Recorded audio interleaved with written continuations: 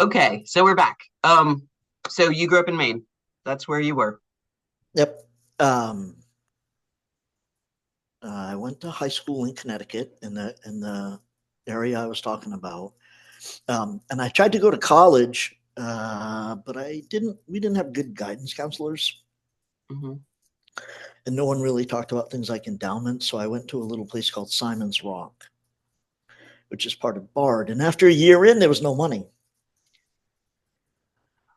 So that's why I enlisted because I thought, that'll pay for college. That did not work out well. I got a Section 15 discharge, which is a homosexual discharge. Oh, And it is not part of the forgiveness that Biden just did because it was before Don't Ask, Don't Tell. well, And then a few things happened along the way, and I ended up in San Francisco. And really, San Francisco in 1998 mm, through 1995 was, it was just like a horrific and magical, perfect place to be. I say horrific because of horrific the and plague, magical. right? That is the queerest thing I've ever heard someone say. Yeah, yeah. Horrific and magical. Yeah, I spent my time in San Francisco much earlier than that. So in the early 90s, really. Um, but yeah, I haven't been back in a long time. It's not the same. My San Francisco's not there anymore. No. But San Francisco was where. No, actually, that's not true. Okay, I was going to say San Francisco is where I started to get queer language and a queer cultural identity and a beginning of an understanding of gender. But that is not true. Speaking of giving credit where it's due, when I first started to get a clue about any kind of complications or delicious nuances around gender, there was a conference that Hampshire College put on Well, called the Beyond, and it was a sexuality conference. And I was probably 18 or 19, just out of the service.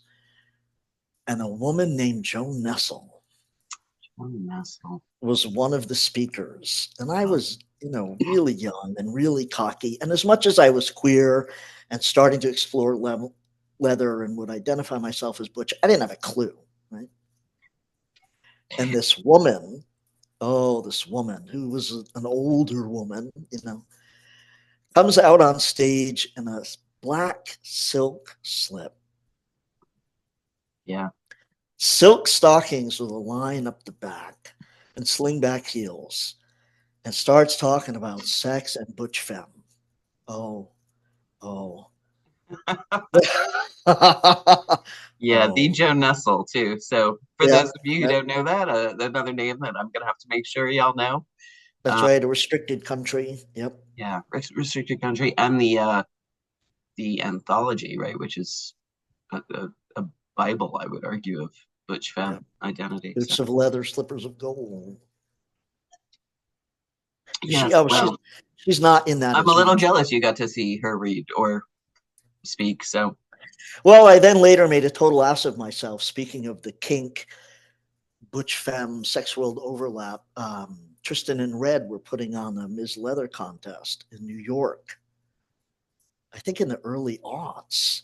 And I was working with them, helping them out, just running around doing scut work. And I desperately needed to pee. Tran, not word, bladder was like, was translator, right? Yes. was letting me down. And I ran up to this woman. I said, "Oh, I'm so sorry. Do you know where the bathrooms are?" And she looked at me. She said, "No, no, honey, I don't." And I turned and realized, like, oh my God, that was Joe Nessel. And I just asked her where the bathrooms were. Sorry, I disturbed So, her for a moment. Yes. it's. I was lucky to be young when a lot of sort of our very courageous trans elders were starting to open doors Sure. for us. So who directly do you think of as your elders or the people who guided you? There's two ways to answer that because one is experiential like Okay. who I was fortunate enough to encounter. And then just sort of looking back, knowing who was making the culture that was possible for me to encounter those people. Sure. And I feel like that distinction is really important, Yes, right? absolutely. So I was going to say, let's take a minute to say why is that distinction important? I think depending on where any one of us is fortunate or unfortunate enough to be around class, around region, around culture, there are people, actual physical people we're going to encounter. Right. And that's going to have a huge impact on us. But those people are able to be in those places, and we're able to encounter those people because so many other people are doing work. Sure. And just because we didn't have a personal experience of them doesn't mean that their work wasn't impacting the world we got to be in. Yes. Well, and And I had a little bit of that conversation with Jameson in particular because he was sure, always so West Coast, San Francisco based. And obviously, I was coming from New York. So it took a while. It was really, I think, because our books came out the same year that we yeah, ended up meeting. And so different, I would say, not a moment in time as a way of meeting people as opposed to a geographical or region yeah, based one. So, yeah, I was just, I mean, obviously, you spend a day with Jameson Green and your life changes. That's just the yeah. thing. So, yeah. So who were the people you actually directly encountered? So for sure, Joan Nessel at that conference. There was a person, I think, who Bet Power, Okay. Art Power, in Northampton when I was very young, same time, who now runs, or he may have retired from running the history archive in Northampton. But at the time, Bert was running one of the only BDSM kink groups in Northampton, of all Well, places, at the height of the sex wars. sex wars. That refers to the sex wars of the 80s, I'd say, and 90s, right? So Yep. just some Um, little cultural moments here. I feel like I'm gonna have to footnote most of these oh, interviews seriously, or I another. was seriously blessed to get to take a writing workshop with Leslie Newman Awesome. again in the late 80s. So, A Letter to Harvey Milk, I don't think had come out yet. Well, Right. okay. Right. And Yeah. Leslie, again, really on the front lines of like the Butch Femme conversation.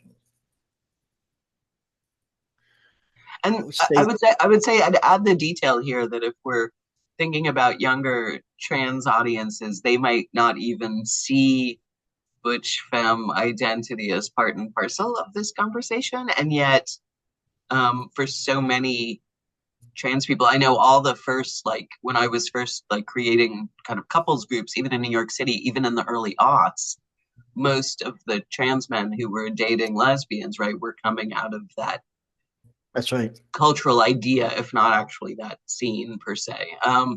And so it was always, I mean, that's why we were always the odd duck. It was like, what do you mean you're a woman dating a woman? You just said your partner was trans. And I'd be like, yeah. And it was so inconceivable, right? It was the whole idea of like, oh, you're dating a trans woman. Who does that, right? Um, Yeah. Regularly had people like, especially older lesbians, correct my pronouns. And I was like, no, I mean she, not he, but they'd never often never Yeah. met a queer woman who was dating a trans woman. So Yep.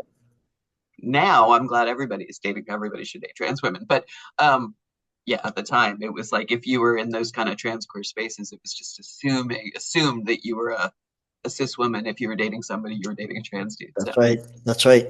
yeah. Yep. And then, you know, San Francisco just changed everything. San Francisco just changed everything because I was really ignorant. I mean, when I say poor white trash, I mean it. I was a redneck. I wasn't conservative by any stretch, but like, you know, nothing, no exposure to any cultural difference, uh, none of that. And so you land in San Francisco and suddenly you've got people like Pat Califia. Oh, I'm Yeah. interviewing Patrick. I'm so excited. You got people like Dorothy Allison. uh, Um, yeah. you've got the Sisters of Perpetual Indulgence at the height of their work around the plague. Yeah. There's so many people, and I'm not even going to be able to name half of the people I should be. Dorothy taught a workshop over the different light bookstore that you could take for what was a lot of money then, but really wasn't a lot of money. Um, so all these artists, actually queer artists, queer cultural makers, yeah. I And love the then idea too that they were accessible in a way. I think this is one of the conversations I've had with the younger people. It's like, well, how do you know all these trans people? And I'm like, well, there was like 25 people, at the conferences and the like your book came out and you met somebody else and they introduced you to 10 other people. And I mean, Tristan and James, like all sorts of introductions happened. But the reality was it was such a relief. I mean, the way that I would argue it still is, and maybe will become so again because of the political moment, is that it was always such a relief for Rachel and I to be in trans and queer spaces because we didn't have to explain ourselves the way that we did. I mean, I still joke that I wrote the book so that I could go to a party without doing trans 101, but you don't have to do trans or queer 101 when you're in a trans queer space because everybody kind of, even if they don't get your individual story, they get that you're there and you need to be there, right? So that's right. it's a different kind of room, I think, is made. So let's talk about Dorothy Allison for a minute because I was saying that I don't think I put down skin for a year when that book came out. It was read and reread, and because I'd never, as well, other than Tilly Olsen and a couple of other like working class white women who were Mab here. Seagrass. Yeah, there was so little that I had my hands on. I was also in my 20s, at least, discovering all of the other literature. I'm going to use that term very specifically, capital O, that I was not exposed to as a teenager in Long Island, also growing up in very restricted universe, and was discovering especially the Black women feminists who Yep. didn't know. And so it took me a while to kind of circle back to like, oh, where are the working class white queer women that I should be reading as well? So, but yeah, but you took a class with her, so that's amazing. It What was she was. like as a teacher? Oh my God. Dorothy. If I know anything about generosity of spirit, if I know anything about being able to get my own ego and my own tastes out of the way to work with a younger person, and by younger, I don't just mean age, I mean like experience, Mm-hmm. education, right? Was lessons that Dorothy very gently pounded into us in all of her writing workshops. I remember in one, she said, look, we are all here and to help each other write the best stories we want to write. Now, Right. that's the best story they want to write, not the best story the way you would write it. And if I catch you trying to make them write like you're gonna have hell to pay. It, Absolutely. and I think and it's that's the hardest thing about teaching writing, right? I mean, is I have an idea of what this piece could look like, yep. but And even you riding don't with want it. discomfort, right? Like sometimes people say things that it might not be egregious, but it might rub us the wrong way. I love that you're asking about Dorothy too, because several of the classes I took with her were for quote unquote woman writers. Uh-huh. Oh, Right. okay. My copy of Bastard Out of Carolina, it says "Someday Girl," right? And I'm fine with that. Yeah. Um, We have signed books to Rachel's dead name, depending on what sure. year. Yeah. Yeah, so it's a thing. But it's also perspective is that we just lost Dorothy Allison, and so she died the day after Election Day, which and the news kind of was oddly, yeah, it was very hard to figure out what had happened, and there were not significant like there should have been Still not.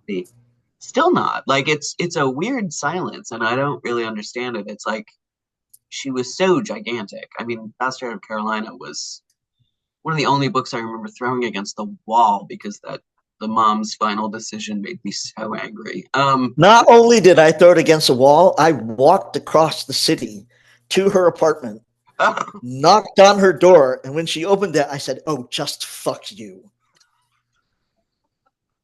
And she was like, "Good." Oh, that's hilarious. And she arched the eyebrow at you, and you Oh went, yeah, oh yeah. yeah, don't even. Yeah, it's such a rough. Anyway, I think the you put your finger on something I think is really important though. That probably New York too, but definitely San Francisco in that time period. Butch Femme was a contested identity anyway yeah, because the whole lesbian purity thing. And then within Butch Femme, there was an awful lot of heavy, oftentimes aggressively unpleasant, but at least happening conversation about, we wouldn't have called it gender then, but gender within it, right? Like, can butches bottom to femmes, and is a femme a lesbian, right? All, but it was an incubator for starting to push from within about some of these sort of gender expectations and gender norms. Carol Queen came out with a story, The Leather Daddy and the Femme, well, that shook up the entire queer erotica world, right? I'm not going to tell you what happens in the story because it will wreck it, and you should find it and read it. I now I have to. Okay. But it just changed everything about who could be intimate with who and what that intimacy might look like.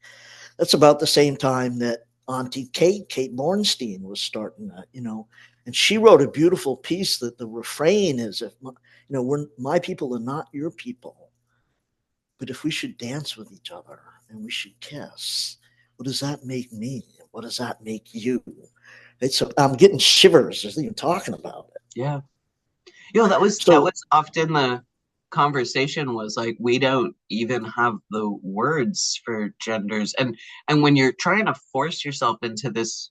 I was just talking about this with my class, but like opposite and same are just such simplistic ideas when you're talking about this array. Like, what is a or a same gender relate? Which one are we talking about? I mean, all of this stuff sort of had to be sorted out and language found, and communication.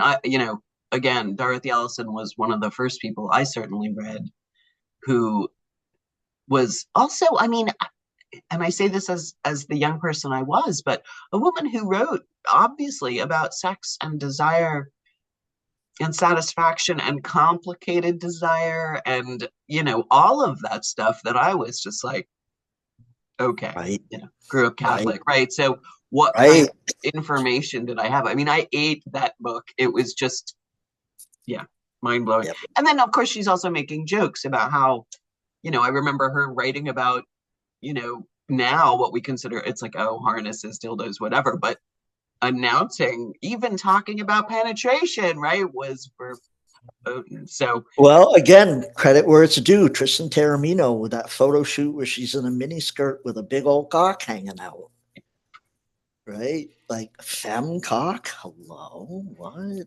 how was that possible? Yeah. But for a moment in time, it was, right. I mean, Yeah. these are the things that had to happen, and trying to explain to people that you could be a top and right. We still sort of gender this stuff in ways, and I still think we do. I'd like to say a lot of the language has been invented, and people who are paying attention. But I still think this whole idea of like you can tell if someone's gay because a man is gay because he's kind of femmy. Like this is still in the Oh culture. yeah. So I don't think Clearly not exposed to Tom of Finland.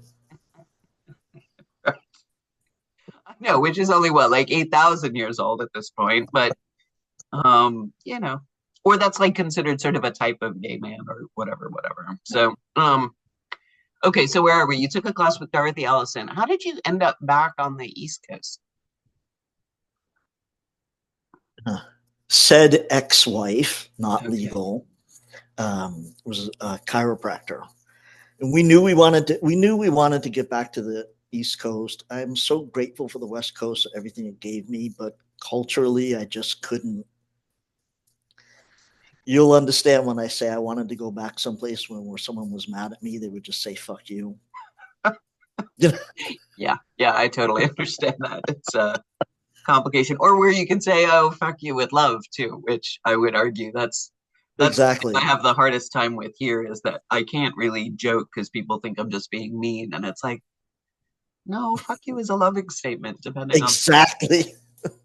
You can say that to me anytime. Okay, well, there you go. So Um, we lived in Vermont for about 6 years in a little rural town called Saxons River, north of Brattleboro. And Brattleboro now is like a big queer hub, but it really wasn't in the mid '90s. Um, right. and then that relationship broke up, and I ended up in Boston, and that's really where Boston in 1999 and the early 2000s was a real center of gender queer, and that's what we talked about it that way a lot. Sure. Cultural stuff. Gunnar Scott was running a open mic once a month called Gender Crash, Right, right. Oh, Connor. and I and list oh this. my God, does he deserve a lot of credit for that? Yeah. It was I was going to do that finally because I was up teaching at some university up in Lowell, and I was finally going to do Gender Crash, and there was a blizzard, and so it was like one of the last nights, and then after that it ended, and I was like, God damn it! Like, Uh, yeah, talk about there being might like, be recordings, but maybe not maybe because not. you know Gunnar didn't allow recording because a lot of people, it was still a thing. Like you Yeah. didn't necessarily want to be on record. But Gender Crash, I mean, Bear Bergman got started doing a lot of his performance pieces at Gender Crash. Right. Young Bear Bergman. Kate just told a story about how she and Bear met, which is a very very funny story. Oh, I'll make you listen to the Kate interview to hear that one because it's very very funny. And very like both the internet and both of them like to the perfect. Yeah, it's perfect. Anyway, oh God. but yeah, Gunner. I was able to say I just saw Gunner when I was out. He's in the Pacific Northwest now, so Yep. um, yeah, A I'll say lot, a lot of the people we know kind of well now kind of came up through Gender Crash. Petey Gibson, who's now, just had a part in a television drama. Ivan Coyote, oh God, Ivan, yeah. Scott Turner, a Oh, lot, a lot. oh, yeah. So many amazing people. I mean, it's really, there are times I just feel so, and I know you feel the same way. It's like just so blessed to know such incredible people. I just wish we could all be in the same place and take care of each other because capitalism does not work. We are I, all isolated in these pockets of places, and yet you're right. Probably when we're all yeah, together, no. there's a lot more arguments. Okay, yes, and too many people. I mean, again, talking to students because I'm at a small university, and it's like they're like, as soon as you date somebody, everybody knows your business, and I was like, do you have any idea what the queer scene was like in the early odds? I can't even imagine. It must have been worse in the '90s. So Yeah. because I was trying to run this like just for partners of trans people group, and every week it would be like, I can't come because the person who's now dating the guy I used to be dating is going to be there, and I was like, Jesus Christ, you guys got to get The, out of your the immediate. good news, the good news for young people hearing what you just said is that mostly you grow out of that. Yeah. And I don't mean that in an ageist way. I mean time passes, and some of what was, and I'm not talking about abuse. I'm talking about relational drama. A lot of that quiets down, Yeah. and you start to realize, like, oh, okay, I still have some ouchies there, but that person is important to me in community. Again, I'm not talking about abuse. I'm not talking about Yeah. egregious behavior. Right. Well, that's yeah. I mean, I had a terrible breakup with my first boyfriend, and we're friendly now because it's years pass, and you just go, I still value this person in the world. And it's also it's there's something about someone that you knew in your 20s in particular. I feel like knowing people from that period, um, that becomes more meaningful as you get older. So Yep. those connections, even if you don't necessarily get along, or yeah, again, ouchie's not abuse, right? So there's a difference in terms of what kinds of things you will forgive. So, and also that everybody was kind of trying to do their best, and doesn't always work and out. and young and pumped full of all kinds of hormonal desires. And I mean, Dorothy wrote about that. She a great piece. I forget the title of it, where she talks about like what sex meant for her and what it bought and what it brought her, and sometimes questionable decisions she made around that, but she wouldn't change it. You Right. know, Yeah. Complicated decisions, especially, yeah, when you're being led by hormones in particular. So, um, and and desire, I would argue that desire for like just to be seen in to some be ways. It's touched, to be seen. That's yeah, right. so complicated. There's such a I mean, I don't miss that. I'm glad to some degree. That is, I'm feeling very, what is it, Plato, I think, Socrates, right? He talks about the finally I am released from this shadow of Oh, tell desire. me you're Catholic without telling me I you're can Catholic. think again, but well, the Greeks even talk. It's like, yeah, just let up on that. At least the libido fades at some point, so you can think. But yeah, it's and yet, how will the world not be remade, right, by libido and identity and all of these things that, Well, and it fueled so much of our activism then. yeah, So, we have to do something when you're sexually frustrated too. So, it can channel, and also just the degree of anger, I would argue, that you live with, where it's so physical when you're in your 20s, right? Anger is just so, yeah. Anyway, but it did, I think, motivate a lot of the activism at the time. And of course, there were genuine reasons for rage in the 90s. I think, again, when I'm thinking about younger people, like we just taught Angels in America at Lawrence, and oh God, even saying out loud, I was 18 in 1987. Like I was in New York City when this play premiered. I was in New York City when this play was being written. I was in New York City and like old enough to be paying attention when the events of the play are taking place. that's right. And often young people look at you. It's like, and I realize I'm up there. It's like I'm a World War II veteran, right? It's the equivalent for me. Like that just seems like I can't possibly have been alive and still be alive because it's just so abstract. So that's another reason why I think this piece is trying to get this done in particular. Okay, so I'm going to ask you a question. Is there something that no one has ever asked you about that you want to talk about, or something that you feel like, what do the youngs need to know? Whatever that like pressing thing. I know that there's got to be something on your mind that is maybe out of the scope of what we've been talking about, but isn't. That's a great question, Helen. Thank you. Especially since Dorothy's death, I've been thinking a lot about class, right? And class, particularly in this moment, because I think misunderstandings and manipulations of what we call class had a lot to do with this current administration coming back into power, Oh yeah, right? And class, we have to talk about it. Dorothy was talking about it. Mabs was talking about it.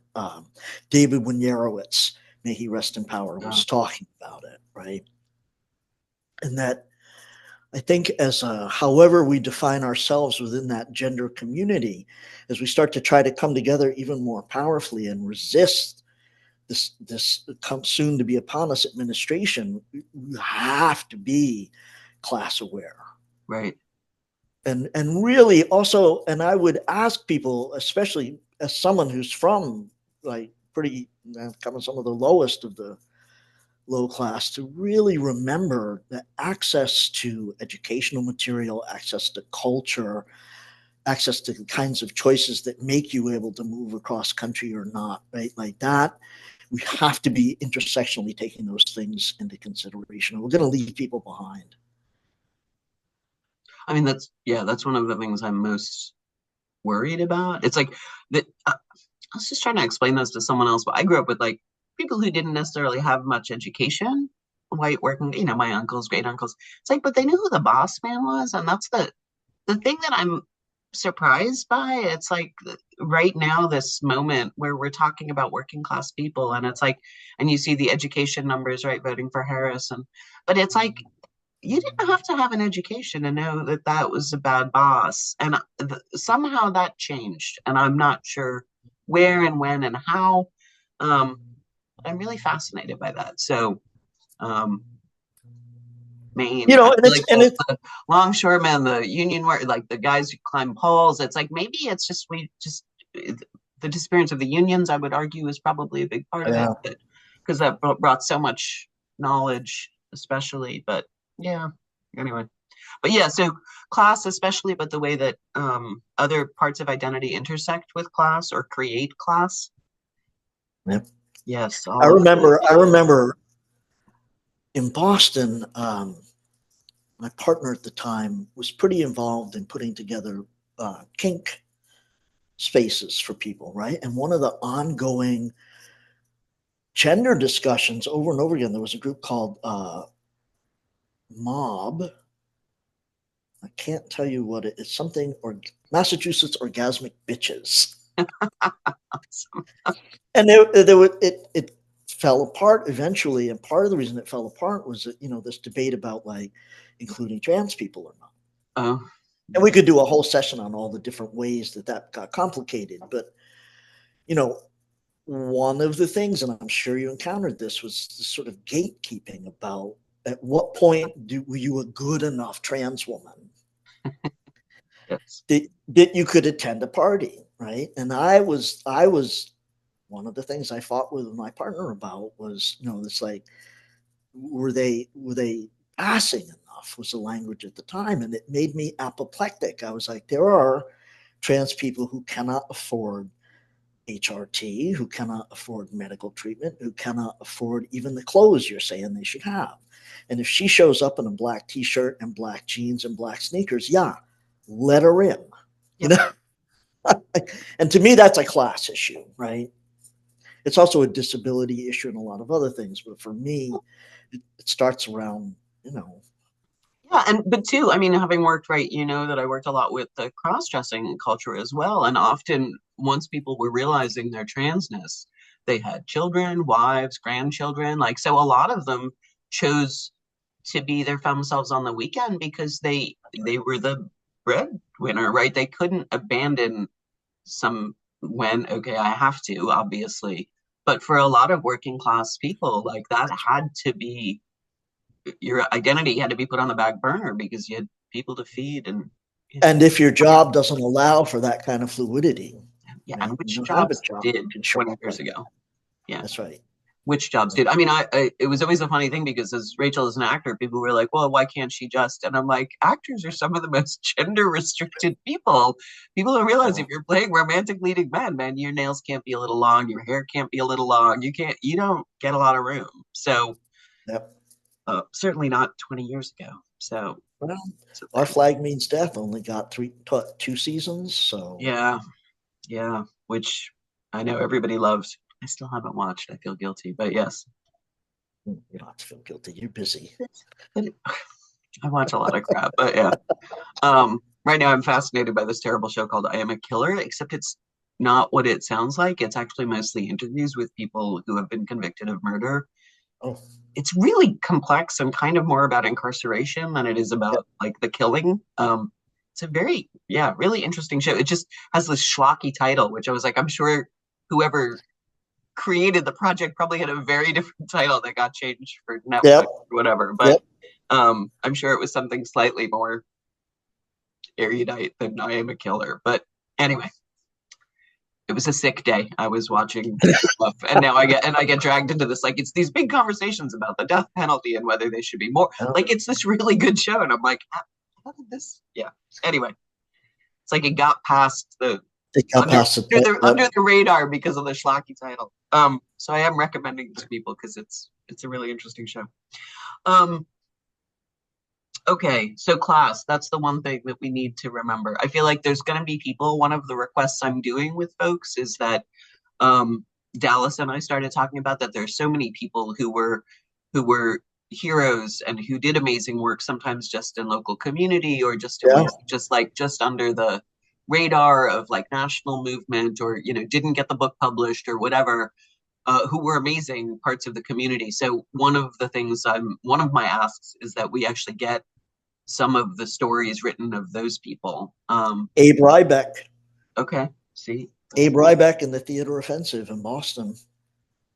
So I'm going to at some point in this project really focus on that and email people and go, I need you to send me like the Yeah, names of the people or the obituary you would write, or even just a paragraph about them. And because oftentimes people have photos in their own files that they don't. Like I was talking to Dallas Denny about Holly Boswell, right, who invents the trans symbol. Like everybody uses that symbol now, and nobody knows that, of course, a that's person right. had to create it and use Yep. it. And, of course, it was Holly. That's not a big surprise. Who Um, probably didn't make a penny off it. of course not. No, Monica Helms is one of my interviews coming up too, and she talks about that she created the trans pride flag, and yeah, not a dime. So, um, because that was how pride flags were created too, like that Yep. was for the sake of the community. So, um, but yeah, so money. That's the other thing is that I'm trying as well to make sure that anyone I interview, um, needs or wants to get paid, then that's part of the reason I'm fundraising is precisely because I can't afford to do that myself, but I'm hoping other people will understand there are needs in the community. And I get so sick at heart seeing some really remarkable people have to ask for funds to get cat food. I mean, this Yep. is, but if you Yep. spend your lifetime doing activism and kinky sex and didn't come from money, right? By the time you're a senior, it's difficult. You So, Dorothy didn't have much, oh, even with all that success. even with that, yeah. Well, how long does it last? Yeah. Especially too if you're from people who are probably asking who she came from, etc. as well. Um, yeah. So thank you for this. Any final thoughts? Anything else that you'd like to add? Oh, yeah. You and I were talking before the camera started rolling about we don't know what's coming, and I have spent a lot of time this last month, counseling, doing pastoral work, not just with young people, but across the spectrum of our ages and our experience. And I think the thing I would want to say to anyone is that we one of the things that was so magical and problematic, right? But magical about all these communities you and I have talked about being in as we came up is there was a certain amount of humility and forgiveness. And again, I'm not talking about abuse, I'm not talking about egregious behavior. There was a certain amount of welcome and space for disagreement. And I'm not talking about like the MAGAs saying, why can't we all get along? That's not what I'm saying. I'm trying to really reclaim that because they've tainted it and ruined it for us. But as things get more frightening and more oppressive and potentially a lot more dangerous, fuck potential, they're more dangerous now. And we have to find ways to take care of each other that make some space for maybe we don't use the same language. Maybe the texture of our day to day lives is significantly different, right? But that we're reaching out to each other and taking care of each other sort of a little bit beyond those difficulties. Yeah, and that's And not that to say sounds like tacky, but it's, hardening things like racism or oh, transphobia yeah, within our communities. None of that, of course. But that's right. the That's ability right. to like that people are going to be angry and scared. We're going to lash out at the people nearest to us because Yep. that's that's what happens. Yep. Um, and to sort of be able to always kind of take a step back or take that breath and yeah. Um, Yep. it's hard. I feel like we could have a whole other conversation about service as practice and practice as activism and all of that stuff. But it's yeah, thank you for that reminder. I think that's a very good reminder. That we are going to have to give each other room in ways that I don't know that we social media I think complicates this as well. Well, Um, they want us to rip each other's throats out. yeah, then they don't have to. They want that. That's why you're seeing this spate of really aggressive quote unquote transitioners who are now like born again Jesus freaks, etc., etc. Like they want that. Yeah, yeah, and whose voices are going to be heard and whose should be heard are always two different things. Um, I think that that's always complicated. Um, yeah. And also, when they come at us with the mental health issue, just fuck that. Okay, I want that clip. I'm gonna get Rachel to just Right? Like, just seriously fuck just that put it out. because, Yeah. well, that's one of their big tools right now. And Well, of course there's mental health issues because it's late stage capitalism and imperialism. Of course we are all, or many of us are dealing with, mental health issues that up to and including requiring medication, and don't let them weaponize that against us. no. Well, they're going to anyway. So Yep. yeah. I mean, it's. I think one of the things I keep thinking about is that we this culture talk about this whole culture of like everybody's supposed to be out, and I don't think that's going to be true. But even more so, it's like we did get very comfortable, and I'm like, I still watch people make the mistake of like, oh, I have this trans friend or my kid, and I'm like, no, no, no, no, no. We are not talking about anybody's identity out loud anymore. That's Like right. this is not a thing. I mean, some of us are too far out in the barn to bother, right? Um, but for other people, it's like That's right. we have to make sure we're even more sensitive to how people are living in Yeah. the world, especially with the fear. And especially in states or places or well, Yep. and it's not going to be, I remember when we came here and people were like, oh, New York City, everybody's liberal. And I was like, it takes one asshole to ruin your day. Yeah. In this environment, there's going to be a lot more of them. So, That's right. And doxing is really real. yeah, yeah, it So, really is. So, okay. Thank you, friend. oh Aside my from that, God, no, thank you. we could do like 20 more hours of Oh, conversation. okay. Um, so, yeah, so everyone should know Tony's awesome if you are an aspiring writer of any kind, but queer really particularly. Tony is amazing to work with. I have so I did never finish the project I was working on. Now she's admitted it. Either I didn't do the revisions, but I did write Gotta another do new it. piece. I should send it to you anyway. But Yes, please. anyway, thank you so much for this. Thank you I for doing this appreciate you, project. and thank you for just being that.